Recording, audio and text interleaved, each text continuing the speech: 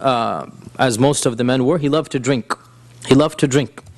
And he had drinking companions. So he went out at night having a craving for drinking. He went to the house where all of the young, he was young at this time, 25 years old or so, where all of the young men would go and drink. And he found that none of them were there. He went to another house, then for some reason they were not there. He went to the wine cellar, even the wine cellar was not there, the one that they get their wine from. So he said, let me just go to tawaf now. It's amazing, instead of the pub, he goes to the haram. He just wants to get out of his mind basically, right? Let me go to tawaf now, get my mind off of this craving. So he went at night to the Kaaba, and there are no lights, it's a dark place, you know. And he heard the Prophet ﷺ reciting Qur'an, all alone, in the middle of the night basically, right? Praying in front of the Kaaba, subhanAllah. No fear, no nothing, no guards, he's just praying in front of the Kaaba. And so Umar thought to himself, now is my time to beat him up, do something. Nobody's here, all alone. This is my time to basically get some revenge and do some dastardly deed, and nobody's going to see me. So he quietly crept up behind the Prophet ﷺ, and obviously he's reciting Qur'an. What's going to happen? He stopped and he began listening. And I keep on telling myself and all of you, subhanAllah, we look and we want to listen to these qaris, and we're enthralled by their voices. We pray that inshallah one day we can hear the Prophet ﷺ recite the Qur'an. What will his voice be like, and how much it will move us to listen to that, right?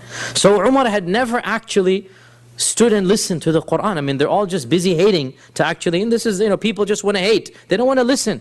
And so Umar, for the first time, is basically stopped in his track, and now listening to the Prophet ﷺ directly reciting the Qur'an. And nobody knew he was there. Even the Prophet ﷺ was oblivious. He was completely lost in his recitation. And Umar is narrating the story himself. It is narrated in Muslim Imam Ahmad. He's narrating in the first person. And he said, I stood behind him, and he began reciting Surah Al-Haqqa. الحاقة ما الحاقة ما أدراك وما أدراك ما الحاقة كذب ثمود وعاد من القارعة.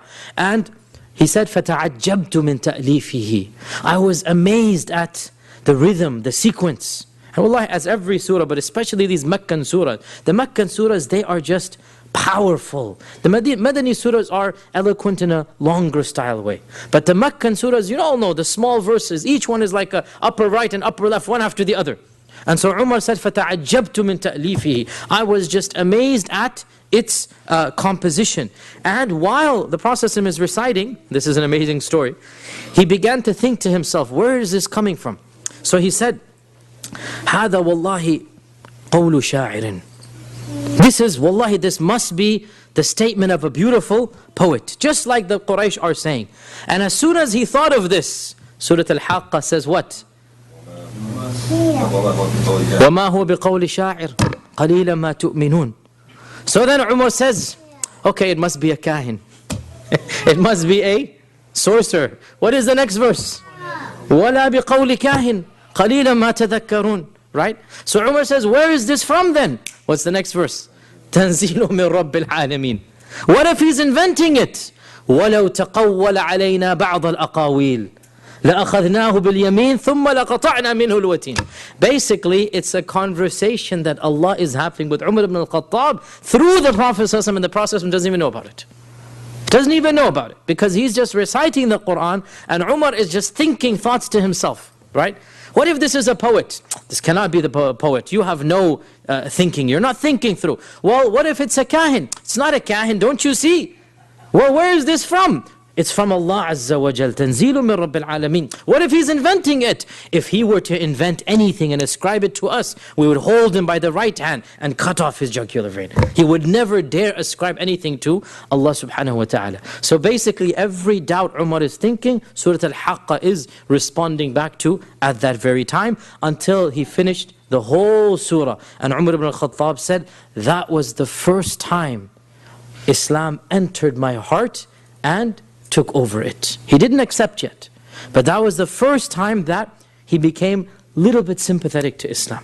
And he didn't do anything to the Prophet ﷺ, and he went back home. Then of course the famous story happened that all of you are familiar with, that one day the people of the Quraysh were sitting around, and Umar was with them. And Abu Jahl once again began his tirade against the Prophet ﷺ. And Abu Jahl said, this man has done more to insult our fathers and gods than anybody else. He has cursed our religion. He has said that anybody who worships idols will be punished and going to hell. This means our forefathers. He is making fun of our forefathers. Who will finally rid us of this man? And by the way, there were multiple assassination attempts, multiple talks of killing the Prophet.